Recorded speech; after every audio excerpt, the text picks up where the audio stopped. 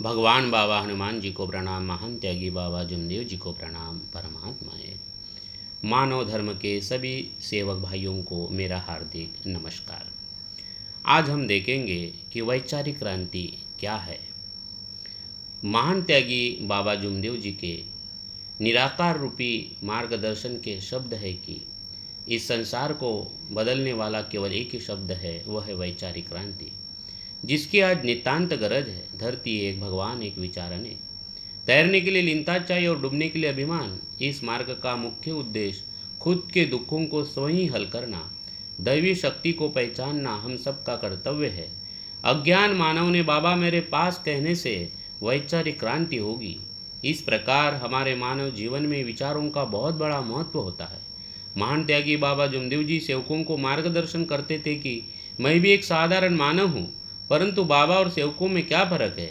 सेवक विचारों के कुछ अंश ही है, परंतु बाबा विचारों से पूर्ण है, इसलिए भगवान बाबा को पूरी मदद करता है तथा सेवकों को कुछ अंश ही मदद मिलती है। इसलिए सभी सेवक विचारों से पूर्ण बनो ताकि भगवान से पूरी मदद मिल सके। यही वैचारिक क्रांति है। वह छोटा बड़ा, वह ऐसा वैसा, किसी की निंदा करने या किसी की इज्जत उतारने के विचार आना, ठोक डालूंगा, पीट डालूंगा, काट डालूंगा, मार डालूंगा, ऐसे विचार आना, मैं किसी से कम नहीं, ऐसे अहंकार रूपी विचारों को नष्ट करना पड़ेगा। ऐसे विकारों से ही मुक्त होना वैचारिक क्रांति कहते हैं, क्योंकि हमारे विचार ही सब कुछ है। हमारे विचार ही हमारा जीवन है। हमारे विचारों से शब्द, शब्द से कर्म, कर्म से आदतें और आदतों से चरित्र बनता है। अच्छे विचारों से अच्छे शब्द, अच्छे शब्दों से अच्छे कर्म, अच्छे कर्म से अच्छी आदतें और अच्छी आदतों से अच्छा चरित्र बनता है। परंतु इसकी शुरुआत एक अच्छे विचारों से होती है। अच्छे विचारों से ही हमारे जीवन में अच्छा परिवर्तन हो सकता है। मानव अपने विचारों से ही भगवान या शैतान बन सकता है।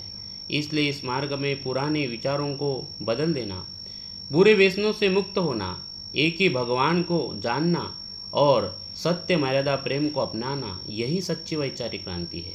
और यही बाबा ने निर्माण किया हुआ मानव धर्म है, जिस धर्म में हर सेवक के विचारों की क्रांति होती है और हर सेवक मनुष्य बन जाता है। क्योंकि पूरी दुनिया में जब सर्वे किया गया तो पता चला कि 95% लोग पशु की ज़िंदगी जी रहे हैं और 5% लोग ही इंसान की ज़िंदगी जी रहे हैं।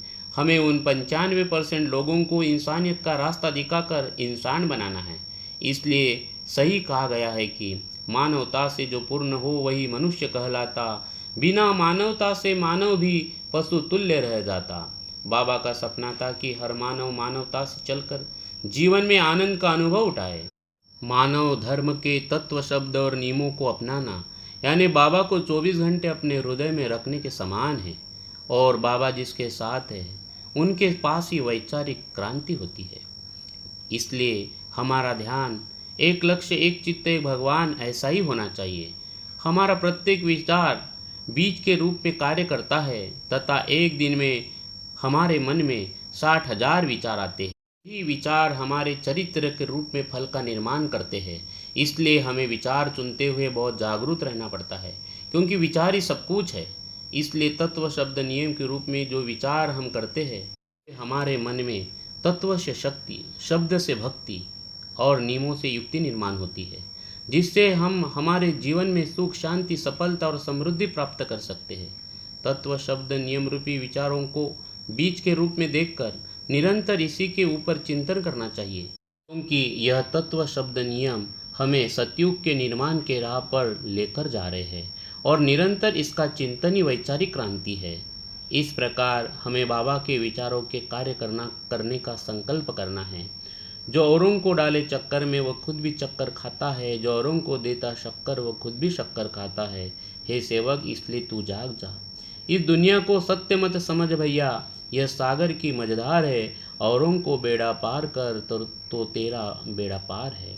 धन्य है वह बाबा जिन्होंने हमें इतनी सुंदर शिक्षा दी है कि जिससे हम खुद का उद्धार करते हुए तत्व, शब्द, नियम के मार्गदर्शन से दूसरों को भी जीवन के उद्धार का रास्ता दिखा सकते हैं। इस प्रकार बाबा ने जो एक भगवान की दिशा पकड़ी थी, उसी दिशा को पकड़कर संसार रूपी सागर से बेड़ा पार होना है। यही वह समय है कि हमें इतना सुंदर जीवन मिला, सुंदर मानव धर्म मिला, इतने सुंदर तत्व शब्द नियम मिले, इतने सुंदर सद्गुरु मिले, बाबा हनुमान जी को बोलने से जहर उड़ाने वाला मंत्र मिला तथा पल भर में दुख दूर करने वाली दैवी शक्ति का आत्म अनुभव हुआ और इतने अच्छे मार्गदर्शक और लाखों सेवक भाइयों की संगति मिली। ये हमारा बहुत बड़ा सौभाग्य है। यही बाबा की दिशा है, यही मानव धर्म की निशानी है और यही वैचारिक क्रांति है। वैचारिक क्रांति एक ऐसा शब्द है जिसमें हर रोज हमें अपने पुराने विचारों को बदलकर नए अच्छे विचार, जिससे हम जो कल थे वो आज नहीं रहेंगे, इस प्रकार से अपने विचारों में बदलाव करना, यही वैचारिक क्रांति का पहला कदम है। इसके लिए यह देखना बहुत ज़रूरी है कि हम किसके संगति में रहते हैं, जिससे हमारा वातावरण बनता है। दूसरी चीज़ हमें देखना है कि उस वातावरण को हम कौन से नज़रिया से देखते हैं और तीसरी चीज़ उस वातावरण तथा नज़रिया से हम क्या अनुभव महसूस करते हैं। इस मार्ग में जो वैचारिक क्रांति बाबा ने बताया है, यह एक नई पहल है, एक नई दिशा है, जिससे हर सेवक अपने लक्ष्य को स्पष्टता से देख सकता है।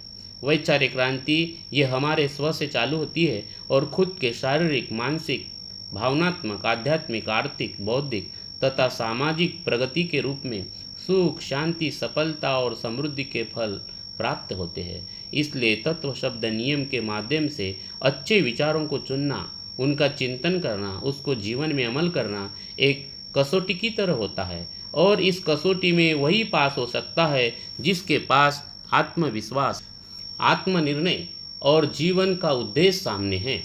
वैचारिक क्रांति के लिए हमें निसर्ग के साथ जुड़ना पड़ेगा, हमें खुद के साथ जुड़ना पड़ेगा तथा खुद को पहचानना पड़ेगा। हम बदलेंगे तो युग बदलेगा। इसी भाव से स्व के ऊपर चिंतन करते हुए हमारा मन, चित्त, भाव का बहुत बड़ा योगदान होता है, क्योंकि हमारा मन बहुत चंचल होता है।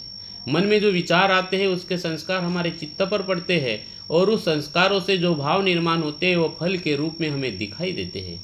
इसलिए एक लक्ष्य, एक चित्त, एक भगवान का रास्ता अपनाने से ही हमारे मन में एकाग्रता निर्माण होगी।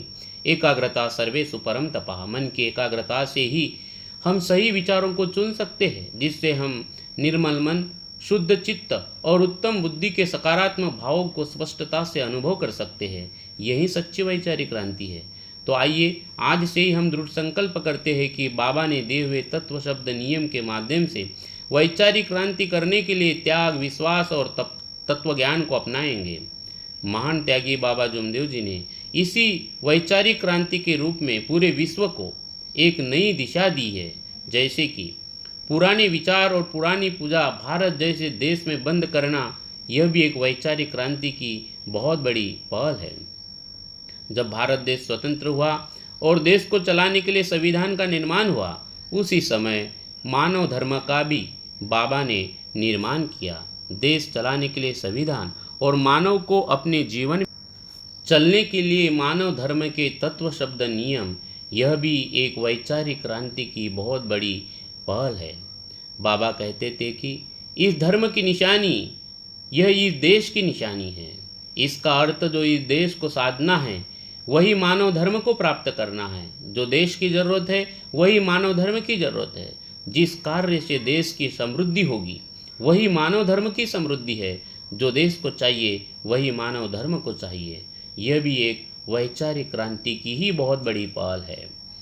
बाबा मार्गदर्शन में कहते थे कि एक दिन जरूर आएगा कि इस मानव धर्म का सेवक दिल्ली के तख्ते तक जरूर पहुंचेगा, क्योंकि संविधान को संभालने वाले जो आधार स्तंभ है, जैसे कि संसद, न्यायपालिका, अधिकारी वर्ग, मीडिया, इसमें भी अच्छे लोग होना बहुत ज़रूरी है और मानव धर्म के माध्यम से ही अच्छे सेवक भारत के संविधान का आधार स्तंभ बनेंगे। यह भी वैचारिक क्रांति की एक बहुत बड़ी पहल है। बाबा ने अपने संदेश में कहा है कि देश के नर नारी सत्य के लिए जाग जाए, मानव मर्जी नहीं चलेगी। और आज ये देश पूंजीपतियों के हाथ में चला गया है, जिससे दीन, दुखी, कष्टी बहुजन समाज का विकास कभी भी नहीं हो सकता। इसीलिए महान त्यागी बाबा जुमदेव जी ने सारे बहुजन समाज को इकट्ठा करके एक भगवान को जानने वाले लाखों सेवकों का निर्माण होना, यह भी एक वैचारिक क्रांति की ही बहुत बड़ी पहल है। इन सभी पहलों के ऊपर हम सभी सेवक भाइयों ने चिंतन करके राजकारण और अहंकार से मुक्त होकर मानव धर्म में एकता निर्माण करनी चाहिए। यही बाबा का सपना था, यही वैचारिक क्रांति और यही मानव धर्म है।